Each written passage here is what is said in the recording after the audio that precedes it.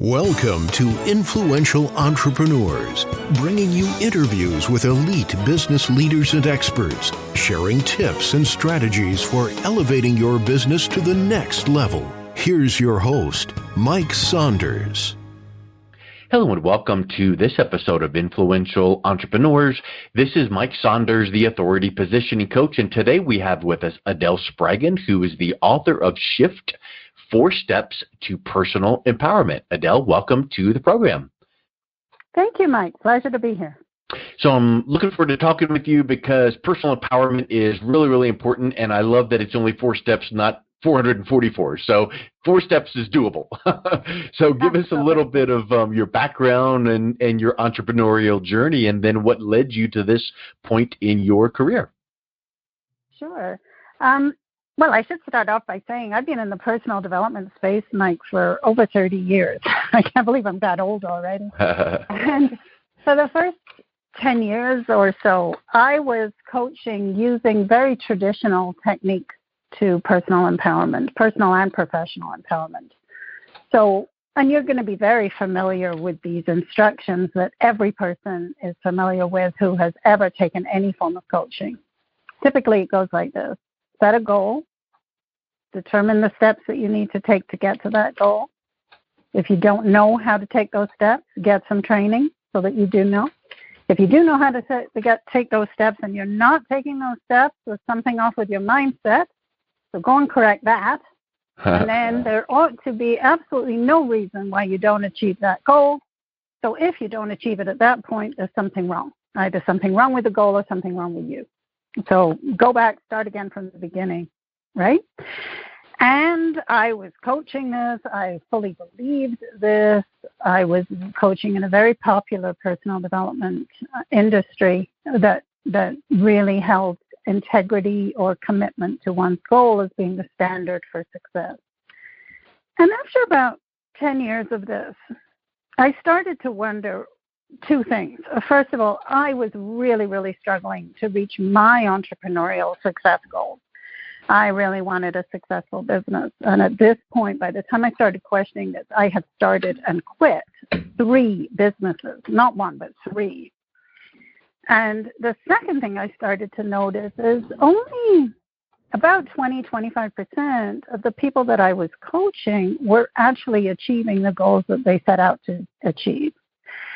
So I thought to myself, Mike, okay, something's off, and it can't be us. We are all doing exactly what we are told to do, and yet only 25% of us are making it. There's something wrong. So I was in my early 40s at this time. I decided I was going to enroll in university and try and figure out how this human brain of ours is actually working and why these instructions are off. And it took me 7 years. I graduated at the age of 47 with a master's in humanities, but I understood. I went, now I get it. Now I get why these traditional instructions are not working, because they work against the grain of the human brain and what we need to do instead. And that started me off on the entrepreneurial journey I've been on for the last 10 years. And now there's no way I would quit. It's just not even a question. I find it curious that you found that solution through traditional academia, which I fully support academia. I have a master's degree, and I teach marketing at 4 universities for the last 11 years. So I support that, but I find so many times people, especially in personal development or marketing, things like that, they might have taken courses, but they find their kind of enlightenment through personal experience, or I had this aha moment because I made this mistake or had this breakthrough. Did you have a combination of that, and then the academia kind of supported what you experienced? Yes, absolutely. Okay. I don't believe that any external training can fully support you when it comes to personal development. A lot of it has to come from your own internal wisdom. And yeah, definitely. I mean, I was also at the time a meditation facilitator. So by the time I went to university, I had already been meditating for over 20 years. And so I was very good at watching what was happening inside my own brain, which allowed me to take what I was learning about the brain and experience it subjectively. as well as what they were saying objectively and understand what was actually occurring. And I think that's what really caused the breakthrough in creating a revolutionary technique. Yeah. And talk a little bit about, of course, the technique, but I find that you mentioned the brain. That's really important. But talk about a little bit the difference between the brain and the mind, because I know that there's a difference, and I know that one impacts the other. Yeah, so the mind I consider to be rather subjective. Everybody's mind can be different because a mind is comprised, in my opinion, of how you feel, what you do, what you think, what your imagination is, what your dreams are and goals. And those are all very, very subjective. So that's what I call the mind. The brain is the physical thing that is inside your head. And that works consistently for everybody. That doesn't bring consistent results because it's your mind that brings those results. So let's dive into this brain of ours a little bit so you'll understand what I mean. Let's say, Mike, that I could lift off your skull and look inside, okay? So we'll peek inside your brain. What do you think would be in there? If you could stand inside your brain, what do you think you might be seeing or experiencing? Electrical impulses. Exactly. There are no things inside the brain, right? Everything comes in through our sensory data, and the brain has to interpret what is going on outside based on what it thinks is happening outside, given by these electrical impulses. It's dark in there, it's silent in there, there's no touch in there, there's no feel in there, there's nothing in there other than these channels that the brain is running down, right? And so, we look outside ourselves and we see something. So let's say that we see our mother-in-law and we think to ourselves, boy, she's just like, Jane at work, right? And we can't stand Jane at work. And suddenly our mother-in-law becomes Jane. She becomes the same person in our mind. They congeal together. How that happens is because your brain doesn't really have access to your mother-in-law. Your brain is actually trying its best to understand the entire outside world based on what it already knows. And frankly, it makes a lot of stuff up. Mm-hmm. That's really interesting because I think that we see that many times and we might not notice it. Like you assume that someone's going to say this on this phone conversation because they're going to be upset. But in reality, if you give it a half a minute, they're like, oh, no, I was just wondering about whatever. And you're like, oh, okay, good. Well, I was all ready for a conflict. Yeah, and it actually goes even further than that. If we understand how the brain's patterning works, so everything about the brain works on patterns, it is consistently bringing its subjective experience to every situation that we're in, whether that works or doesn't work. So, if we can dive deeper into how the brain works, our brain is divided into two hemispheres, right? Left hemisphere, right hemisphere. Most people know that. What most people don't know is that this divide between the left hemisphere being logical and the right hemisphere being artistic and creative, that's actually not true. The latest findings in neuroscience have done away with that theory. Both sides of your brain are equally needed for logic and language, and both sides of your brain are equally needed for creativity and imagination. But there is something fundamentally different about these hemispheres, which is impacting us tremendously in today's culture. And that is the way that the brains are operating. So how they perceive the world. And I say brains because we do have two brains, not one. So our left hemisphere's job is to focus in narrowly on what it already knows. Okay? Our right hemisphere's job is to drink in everything in your surroundings as they are now in this moment. So our right hemisphere has no access to past and future. That comes from our left hemisphere. But our right hemisphere is deeply connected to now. We live in a culture that has prioritized and overeducated our left hemisphere. And that means that we're largely cut from our everyday situation. We're cut off from our now experience. And we're relying primarily on what the brain already knows from the past. And that's dangerous because we're living in a time now which is rapidly speeding up. And that's why there's so much conflict and stress and anxiety today. It's because the patterning that we're trying to run on is no longer sufficient for the situation we're in. We rapidly need an upgrade. So, Adele, if you can go a little bit deeper on that upgrade that you're talking about, that seems intriguing because it kind of sounds like a computer upgrade. And in reality, our minds and our brains are the world's best computers. So how can we get that upgrade, and what would that look like? Yeah, great question. So all of our patterns that we're using today, because they're predominantly left brain, as I was saying, are given by our past. So collectively, we are all using patterns that are desperately in need of an upgrade today, because the world is speeding up so quickly that we can no longer rely solely on our past experience. We now need to really get deeper into what is present, what is actually going on in this moment, and then align our patterns with there. So how do we do that? Because here we are cut off from our right hemisphere. Our right hemisphere. Here we are predominantly relying on this left hemisphere. So how we do that is we have to let go of what we already know.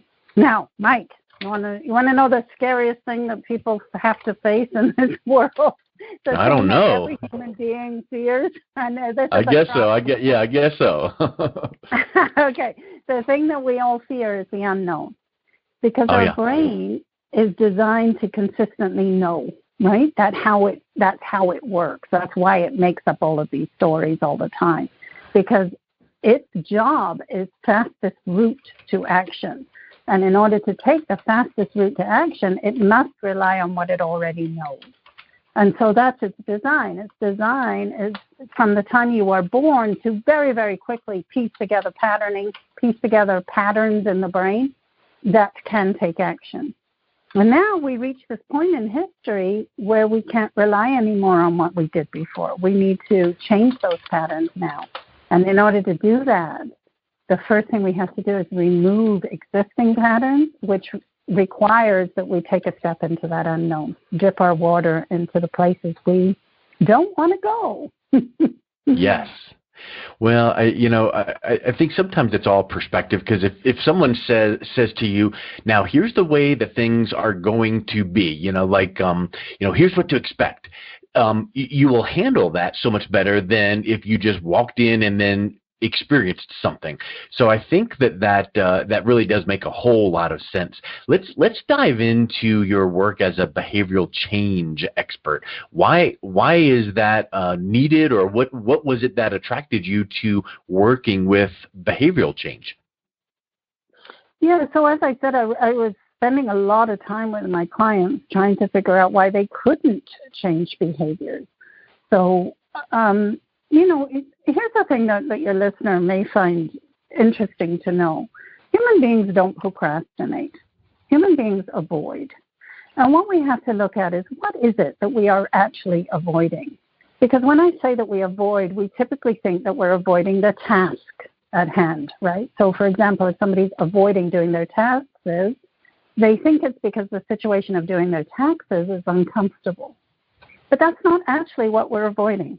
What we're avoiding is the emotional reaction to doing those taxes. So what we're avoiding is something that is internal. So what intrigued me when I was working with my clients is how little willpower, commitment, staying true to your goals, vision boarding, of affirmations, positive thinking, how little those approaches were actually working when it came to the person actually achieving. So yes, they could do it for a little while. Yes, they could stay true to their goals for a certain amount of time. But eventually, they kept falling back into old patterns of avoiding doing what it is that they wanted to do. And so I just became intrigued by why. That was my biggest inquiry. Why is it that we are told that we should be operating one way and we operate a different way? And that's why I became a behavioral change expert. Well, and I want to go back to your talk about brain and mind and dive a little bit deeper into brain patterns. What is one of the biggest things that we could take away from this interview about brain patterns, and maybe one thing we could implement that could help put us on the path to moving forward in improving personal development? Yeah, that's a great question. So every action, every behavior, every belief that a person adopts is given by a pre-existing brain pattern that lives in their brain right now. Okay? So in order for you to do something, feel something, believe something, you must first have an existing brain pattern. And we are working on the wrong thing. We keep thinking that our solution is to change our circumstances, or change our beliefs, or change our behaviors, or take different actions. The solution is to go beneath those to what is my pattern. So let me just tell your listener what a pattern is, or my definition of a pattern. A pattern is an intertwined physical sensation, emotion, and thought.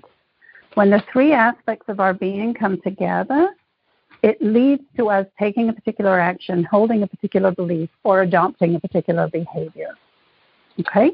So it's not mind in charge. Actually, what comes on board first is the body. And let me just explain what I said, because it will make it easier to understand with an example. You walk into a room. The first thing that's going to happen is information is going to come in through the senses. You're going to see the room, smell the room, feel the room, right? And that sensory data is going to affect your body's vibration. Your body's vibration is going to change to tell your brain, hey, something new is going on in this environment. And so that's why the physical and the emotional come on board first. So a person walks into a room, they have social anxiety.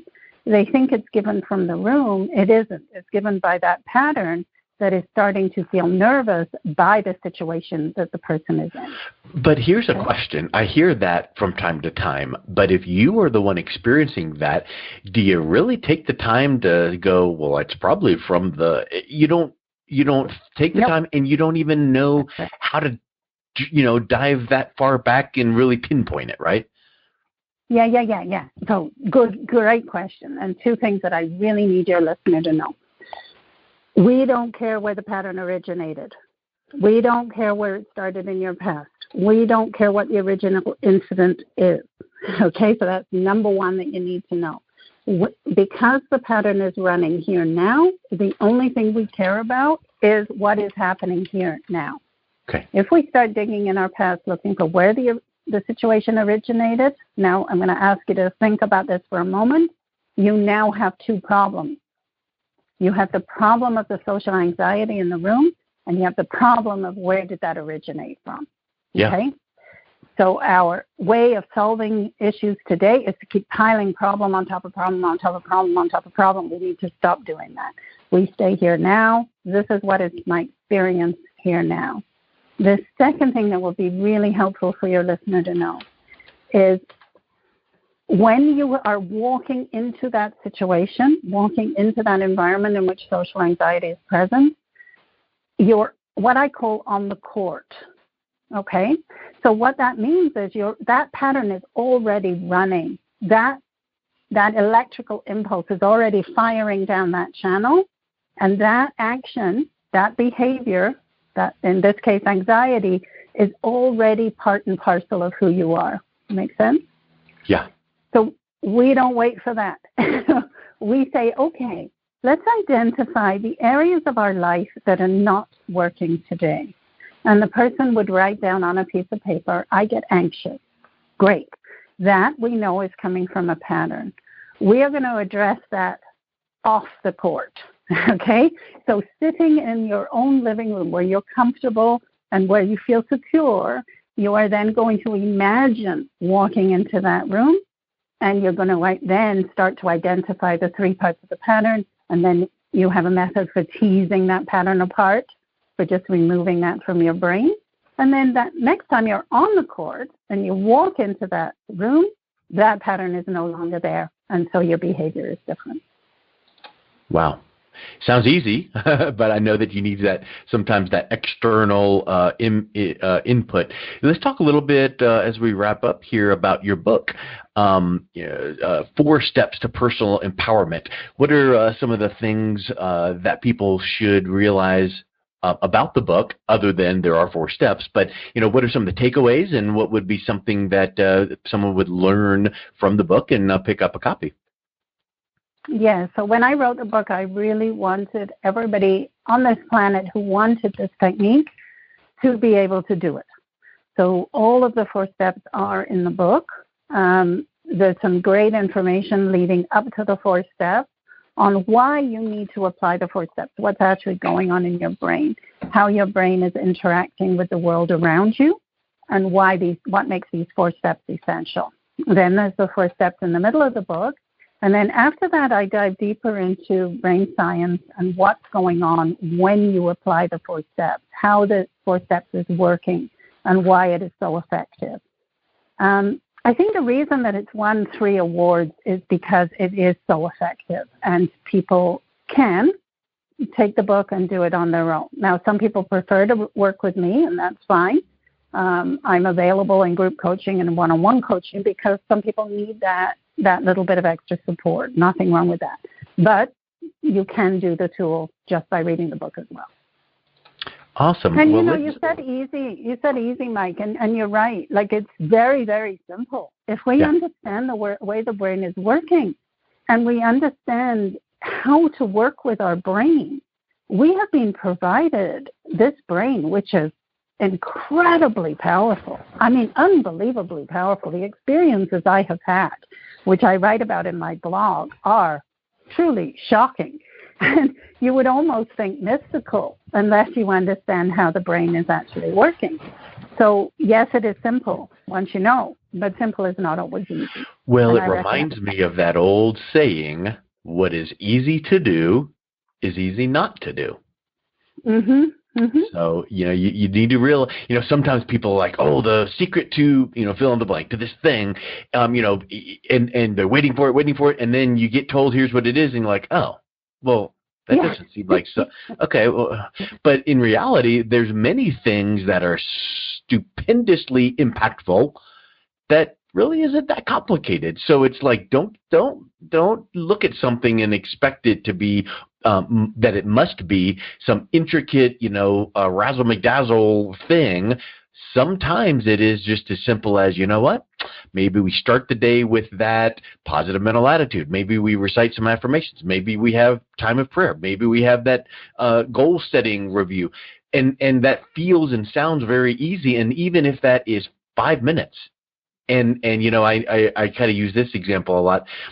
If you need to gain 10 pounds or lose 10 pounds, or you don't work out a lot and you want to go into the gym 6 days a week for 3 hours a day, well, you're going to quit after 2 days. But what if you went into the gym 3 days a week for 20 minutes? Oh, I could do that. And then you get to the point where it's like, well, I could probably do a little bit more. And so the same with personal development. I'm sure there's some easy things you would say, you know what? Ultimately, you might one day want to be here, but why don't we start today with this? Because that's doable and that's easy, and you get that motivation to continue on. So I think those are really excellent tips. Yeah, and I think maybe it might be helpful for your listeners to know what I consider to be the new operating instructions, or how to work with your patterns. So why don't I just go through that quickly now before we end the call? Sure. You're absolutely right. Setting that goal is essential. Knowing the direction that you want to go in has to start first. So, I want an effective entrepreneurial venture, with so many sales. Perfect. Your next question, though, is not how do I get there? That's the wrong question. Your next question is, why do I not have that today? And you'll start to notice as you ask that question that your mind starts first kicking up all these excuses. I don't have the money. I don't have the time. Typically, those are the excuses that mind kicks up. And you need to put all of those excuses aside, okay? and dig a little bit deeper. What am I doing or not doing that is leading me to not have that goal? What are my behaviors that are stopping me? What do I believe about myself, about this business idea, about the world out there, about potential clients? And you'll come away with a list of actions, behaviors, beliefs that are between you and that goal. Fantastic. That's step 2. You've now identified what's in the way. The next step is to remove the patterns that are under each one of those actions, behaviors, beliefs. It is to take each one and just, if you think about all of those actions, behaviors, beliefs, sticky notes all over you, right? You're just going to peel each one off and throw it away. And at that point, each time you remove one of those patterns, you will take a step in the direction of your dreams, but not in a linear path. Yeah. You will take a step, and it will be a little to the left, okay? Because you will now be a totally different person with a total new set of actions, behaviors, beliefs. And then you remove another pattern, and you take another step, this time a little to the right, okay? And then you take forwards and a little to the right. You remove another pattern. You take another step, a little to the left, again, forwards, always moving in the direction of your dream, but not in the way that you might expect, okay? Eventually, are you going to end up at that goal? No, yes. You are going to end up beyond that goal. Well, you are right, up, right, in a place where you never dreamed was possible. Yeah. Standing in the you who you are today, who from feels little like 1% changes and improvements along the way. Yeah, and Darren Hardy writes about that in his book called The Compound Effect. You just make these little changes, a little bit here, a little bit there, and let it compound and build and build. And I think that too, when you mentioned about that, those little tiny steps and achievements, stop and notice that and reward yourself. And that helps to give you these little mini celebrations, and it also helps to give you wins and motivation. So I just think that you really hit the nail on the head there. So, Adele, what is the best way that people could learn more, reach out to connect with you, check out your website, and pick up a copy of your book? Yeah, I'd love to gift a copy of my book. All I ask the listener does is pay for the shipping, and I will ship it right to you, autograph. So my book can be got at Shift, www.shift4steps.com. So shift4steps.com, and the 4 is a number. And in there also, there is free training. There's some information about the left brain, the right brain that they can get in that free training, and how to get started in repatterning. So it's all there, shift4steps.com. Grab a copy of my book, watch the introductory video, and learn more about how your brain is working. Awesome. Well, Adele, thank you so much for coming on today. It was a real pleasure talking with you. Yes, it was lovely to speak with you too, Mike. And all the best. I appreciate what you're doing in the world. Thank you. You've been listening to Influential Entrepreneurs with Mike Saunders. To learn more about the resources mentioned on today's show or listen to past episodes, visit www.influentialentrepreneursradio.com.